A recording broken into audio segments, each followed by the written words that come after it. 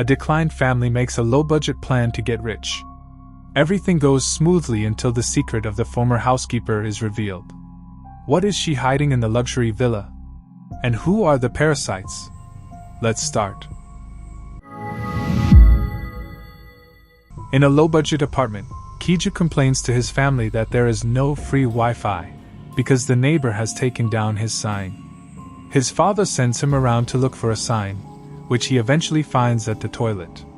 From now on, he starts stealing a coffee maker's Wi-Fi.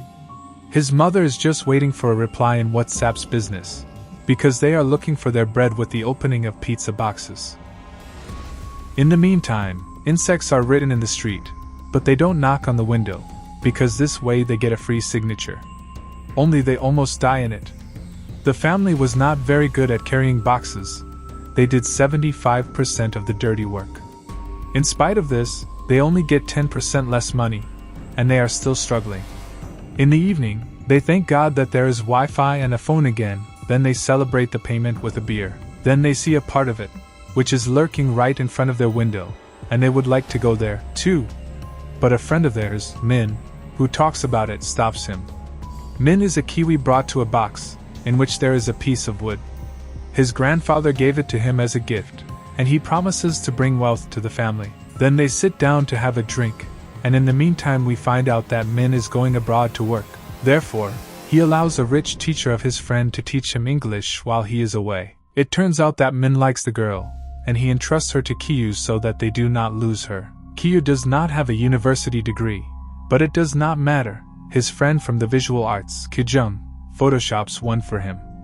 Which, according to him, is not a fraud because he still wants to go to university in the future. The boy unexpectedly arrives at his employer's office, where the housekeeper accepts him. He tells her that a famous architect designed the house for himself, but other people have been living there since then. The papers do not interest the housekeeper, because Kyu was recommended by Min, whom they trust. But it is important that he at least knows English as well as his friend, so let's see how he teaches. The boy, whom they will only address as Kevin, because everyone needs an American name too, takes the first class. The girl, that is, Dae, had a professional impression with her pulse analysis, so she gets her rank and position. The conversation is dull. The girl disturbs the younger boy with a scream. The boy has been living in an Indian house for a year, he is getting drunk, and his artistic appeal is also strong. On his way out, his mother complains that she has tried many drawing lessons, but none of them could keep his son in check. Then Kyu, that is, Kevin, hits the opportunity, and suggests Jessica for the position, who is historically his brother. With the next opportunity, he takes her with him. Then he leaves them alone while he goes up to the girl. Dae is surprised that her brother is a painter, and he is not really an artist, so he is surprised that it is not normal. Kevin wants to transfer the word to English, but the girl asks if Jessica is his girlfriend. The boy says no, and that he finds her much more attractive, then he kisses her. Jessica and I go up to our desk. The girl handles the situation with surprising determination, sends her out of the room, because she does not teach even if her parents are present. Joon-ho is waiting in the kitchen. Since he is a pure stranger, the housekeeper offers him compote. Then he comes up with a timeless idea. He asks his apprentice to bring 2 doses of compote for the students, so he can test how the new teacher performs. But by the time they get out of the cellar, Jessica is already sitting at the table with the adjusted child, who was sent to her room to talk to her mother. The girl claims that she learned to draw, and that something could have happened to her son based on what they saw. Every week, he can come to his son for art therapy. By the time they settle down in the barn, the father, Mr. Pak, also arrives home. He asks the driver to bring Jessica home. The young man would take the girl all the way home, but he rather gets out of the subway station, not to find out what kind of circumstances he lives in. Then he takes the doll and hides it in the car. The next day, the girl accepts from her father that he used to work as a driver, because he had forgotten something in the Mercedes, which could have come in handy. Then he tells her that he was very lucky yesterday, because he only read the internet after the art therapy, and he found the rest. On the way home, Mr. Pak finds the undercarriage forgotten in the car, which he would also show to her.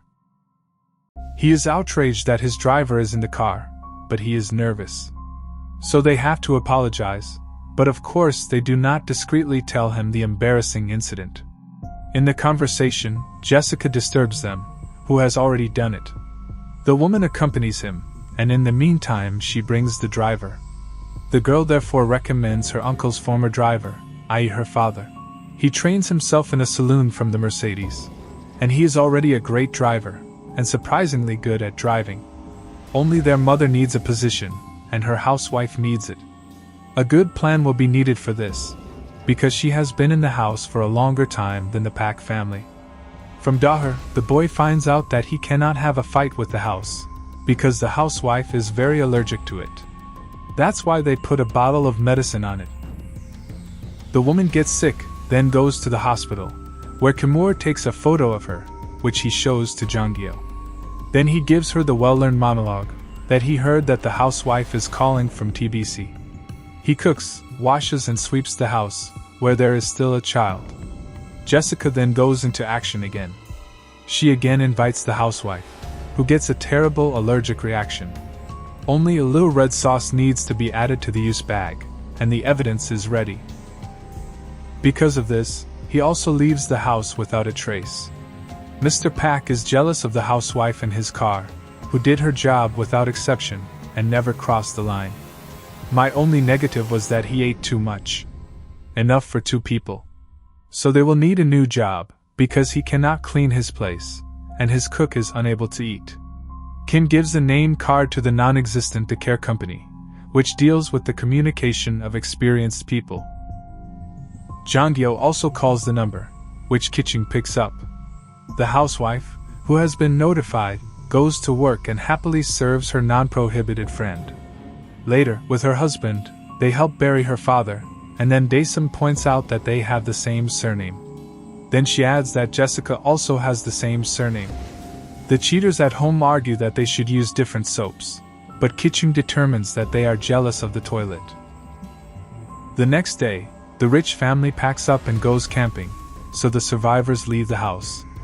They play, eat, drink and have fun. Kyu even reads his diary, then tells the family that one day his daughter's father will be there, so they can officially be together. If they get married, he will hire actors to play his family. When they are in a surprisingly illuminated state, the old housekeeper appears at the door. She knows that the owners are not at home, and she wants to get into the house, because she forgot something there. After Kiching lets her in, she goes into the toilet, but since she stays for a long time, she goes after her. To her surprise, the woman tries to push an X-ray. She helps her, and then it turns out that there is a new level under the house, where the woman is hiding her husband, who was on an empty stomach down there since they kicked him out. Mrs. Mukwanga tells her that they are still texting Da-song. She knew from there that the family would not be at home. And she also cut off the camera cable, so as not to reveal that he was here. The picture is a mess. The woman used to steal food to feed her husband, who has been living down there for more than 4 years.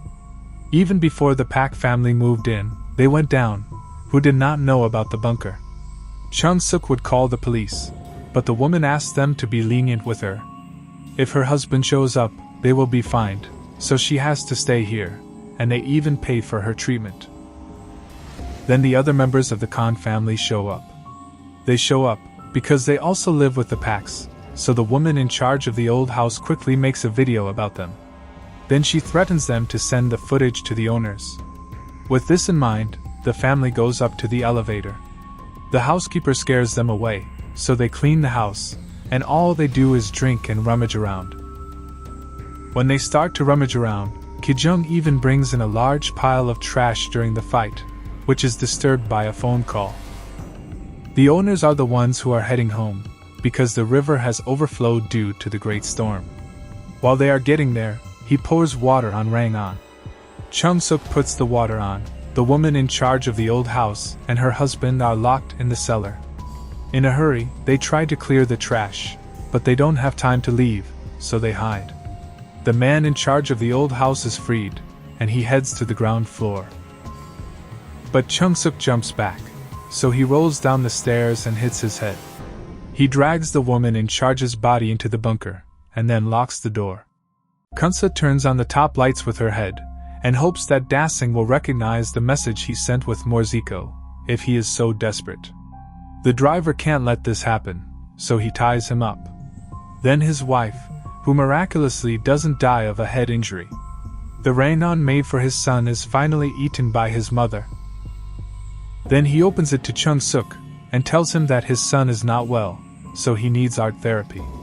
One night he ran out of his room to make a cake, and he saw a ghost in the cellar, which made him run.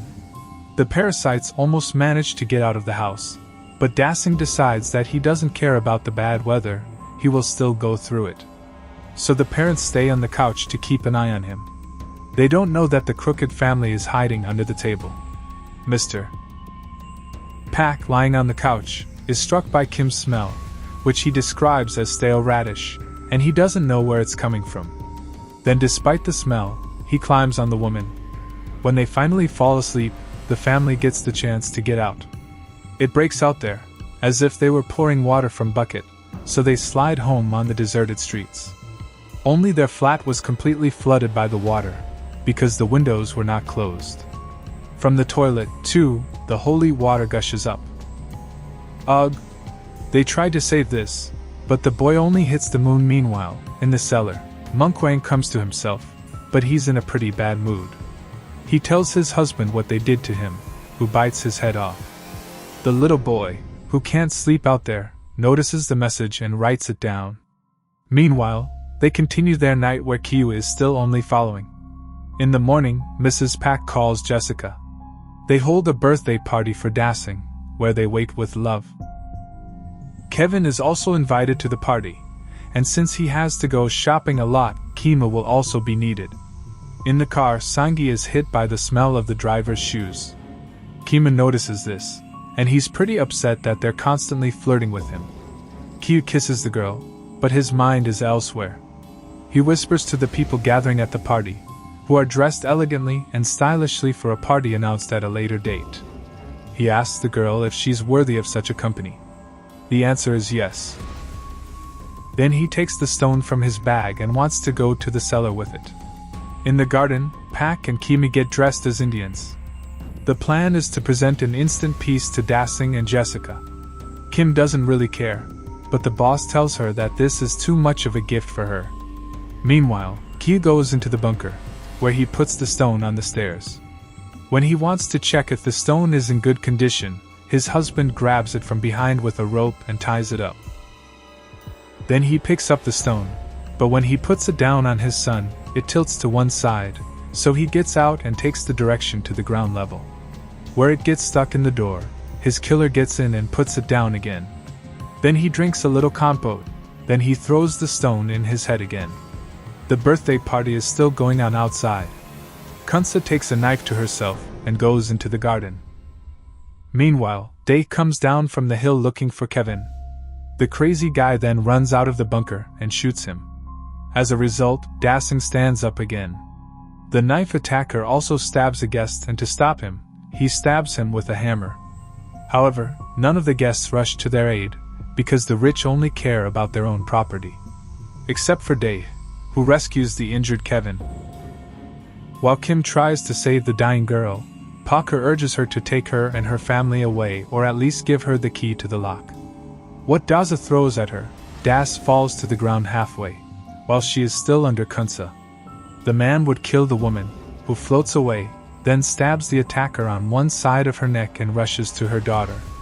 Pucker steps up to the injured man to take the key from him, but even in this situation, he starts to run away. As a result, Kim's medicine runs out.